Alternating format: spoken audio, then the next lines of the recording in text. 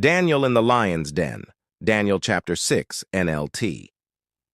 Darius the Mede decided to divide the kingdom into 120 provinces, and he appointed a high officer to rule over each province. The king also chose Daniel and two others as administrators to supervise the high officers and protect the king's interests. Daniel proved himself more capable than all the other administrators and high officers because of his great ability. So the king made plans to place him over the entire empire. The other administrators and high officers began searching for some fault in the way Daniel was handling government affairs, but they couldn't find anything to criticize or condemn. He was faithful, always responsible, and completely trustworthy.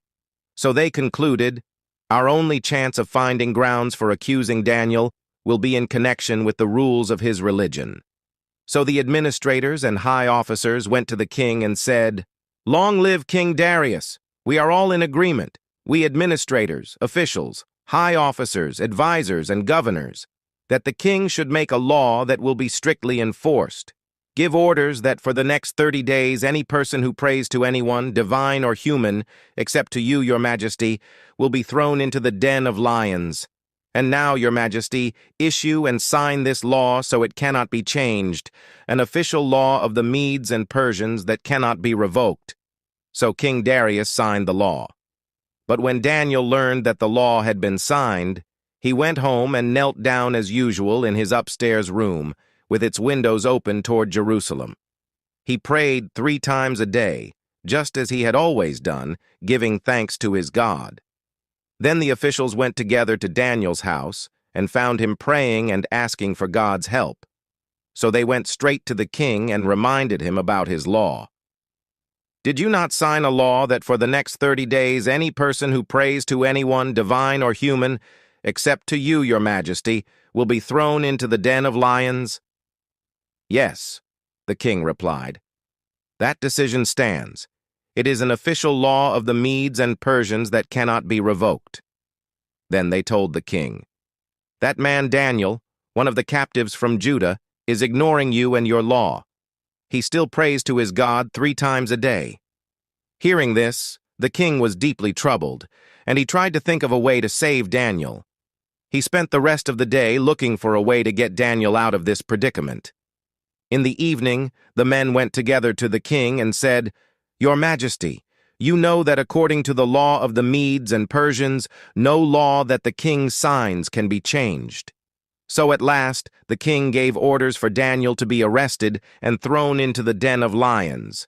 The king said to him, "May your God, whom you serve so faithfully, rescue you." A stone was brought and placed over the mouth of the den. The king sealed the stone with his own royal seal and the seals of his nobles, so that no one could rescue Daniel. Then the king returned to his palace and spent the night fasting. He refused his usual entertainment and couldn't sleep at all that night. Very early the next morning, the king got up and hurried out to the lion's den. When he got there, he called out in anguish, "Daniel, servant of the living God, was your God, whom you serve so faithfully, able to rescue you from the lions?" Daniel answered, "Long live the king! My God sent his angel to shut the lions' mouths so that they would not hurt me, for I have been found innocent in his sight. And I have not wronged you, your majesty."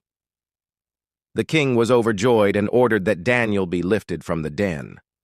Not a scratch was found on him, for he had trusted in his God. Then the king gave orders to arrest the men who had maliciously accused Daniel. He had them thrown into the lion's den, along with their wives and children.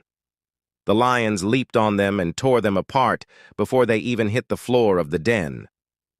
Then King Darius sent this message to the people of every race and nation and language throughout the world. "Peace and prosperity to you. I decree that everyone throughout my kingdom should tremble with fear before the God of Daniel.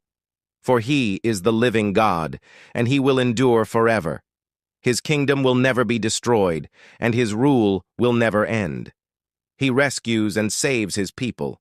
He performs miraculous signs and wonders in the heavens and on earth. He has rescued Daniel from the power of the lions." So Daniel prospered during the reign of Darius and the reign of Cyrus the Persian.